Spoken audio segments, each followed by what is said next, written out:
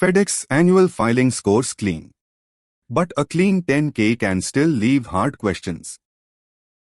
Fintelligent scores reporting integrity at 100 with high data confidence and one item to watch. Revenue reached $94.72 billion. Cash flow remained strong, while receivable days edged above history. The latest year is close to its averages, but the 10-year ratio path is not smooth. First, why did collection time reach 49 days, and what fiscal 2027 target should investors expect?